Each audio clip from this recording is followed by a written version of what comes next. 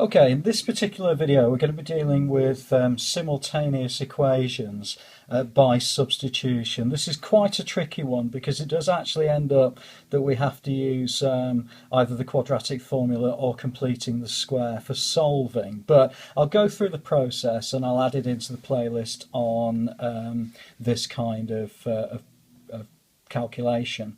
Okay, so the first thing is I'm going to take this value of y, which is equal to x plus 4, and I'm going to substitute it into this equation here. So what I end up with is x squared plus, and rather than writing y, I'm going to write x plus 4 squared, and that equals to 64. So I haven't done anything else apart from taking that value of y and plugged into the first equation. And then really it's just a matter of working that through to get to a point where you can solve and work out the values of x.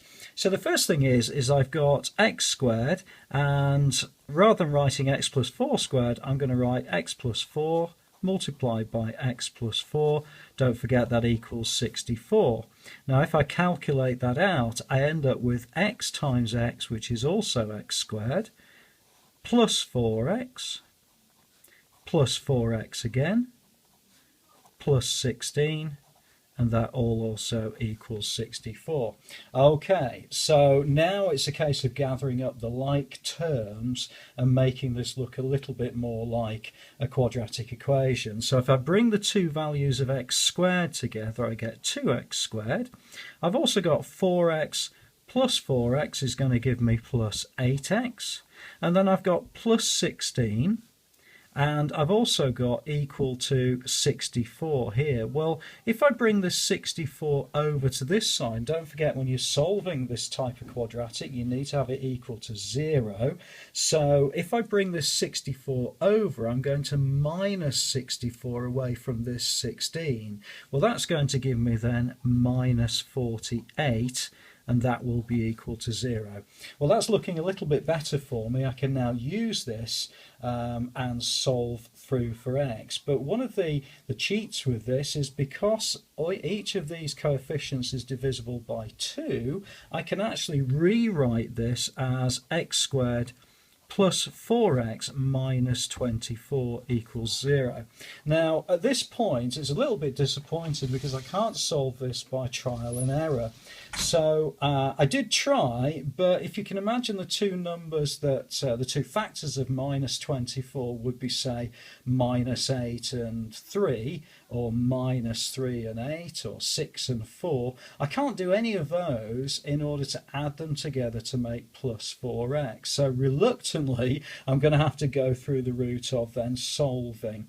Now I can choose to use the quadratic formula. In this particular case, however, I'm going to complete the square in order to do this, just to show you that you can use this technique in order to solve. So if we look at these two terms here, I've got, if I want to complete the square, I'm going to write those as x plus 2 squared, and what I do is I half that value here and then I square these two terms. Now if we look at that, if I put that to one side, I've got x plus 2 multiplied by x plus 2. Now don't forget, all we're doing really is writing this equation in a slightly different form. So if I look at that, I end up with x squared, so that's that times that, plus 2x is plus 4x, and then I've got plus 4 at the end. Well, that x squared plus 4x is brilliant because that's exactly the same as this.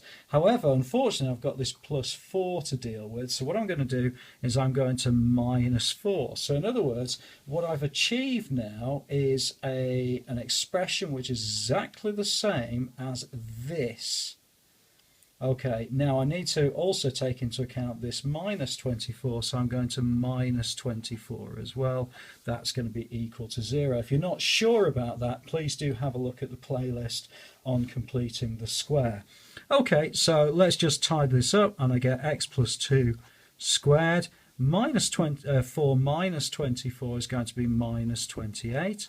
And that equals to 0. Okay, so let's now start looking at finding values of x. Well, if I take this minus 28 over to the other side, I end up with x plus 2 squared equals 28. And then what I'm going to do is square root both sides, because if I do that, it means then that I get x plus 2 equals the root of 28. Now don't forget the square root can be positive or a minus. So I can then take that positive 2 over to the right hand side, and I end up with x equals minus 2 plus or minus the root of 28. And actually that's my two values of x. One value of x is where x equals minus 2 plus root 28. And if you put that in a calculator, I can't quite remember what you get, but it's about, I don't know, can't remember. But if you put that in a calculator, that'll give you the exact answer. And the other answer will be x equals minus 2 minus the root of 28.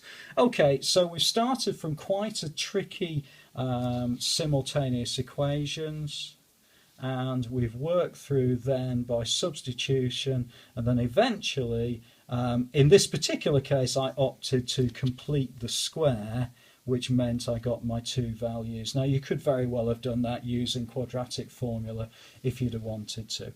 Okay, I hope that's been helpful to you. Please don't hesitate to leave a comment. I'll always come back to you, and I look forward to seeing you inside the next video.